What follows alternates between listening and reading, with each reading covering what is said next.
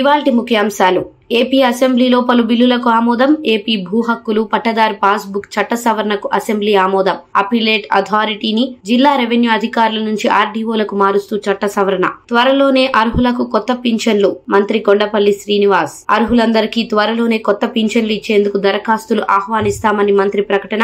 YCP హయాంలో ఇష్టారీతిన అనర్హులకు పింఛన్లు ఇచ్చారని విమర్శ. కూటమి ప్రభుత్వం వచ్చాక అనర్హుల పింఛన్లు మాత్రమే తొలగించామని స్పష్టం. తెలంగాణలో ఎమ్మెల్యే కోట ఎమ్మెల్సీ అభ్యర్థుల ఎన్నిక ఏకగ్రీవం. నేడు సాయంత్రం ఎమ్మెల్సీల ఎన్నికపై అధికారిక ప్రకటన చేయనున్న ఎన్నికల అధికారులు. ఎమ్మెల్సీలుగా విజయశాంతి, దాసోజు శ్రవణ్, అద్దంకి దయాకర్, శంకర్ నాయక్, సత్యం నామినేషన్లు దాఖలు. డీలిమిటేషన్ కారణంగా దక్షిణాది రాష్ట్రాలకు తీవ్ర నష్టం. సీఎం రేవంత్. సౌత్ ను లిమిటేషన్ చేసేందుకు కేంద్రంలోని బీజేపీ డీలిమిటేషన్ తీసుకొస్తుందని వ్యాఖ్య. దీనిపై కేంద్ర మంత్రి కిషన్ రెడ్డి స్పందించాలని డిమాండ్. డీలిమిటేషన్ పై నెల 22న తమిళనాడు సీఎం స్టాలిన్ ఏర్పాటు చేసిన సమావేశంలో పాల్గొంటామని వెల్లడి. బీజేపీ ఎమ్మెల్యే రాజాసింగ్ సంచలన వ్యాఖ్యలు. కొంతమంది బీజేపీ నేతలు సీఎం రేవంత్ ను రహస్యంగా కలుస్తున్నారనే ఆరోపణ. సీనియర్ నేతలకు రిటైర్మెంట్ ఇచ్చి ఇంట్లో కూర్చోబెట్టాలంటూ ఫైర్. తెలంగాణలో బీజేపీతోనే హిందువులకు రక్షణ అని వెల్లడి.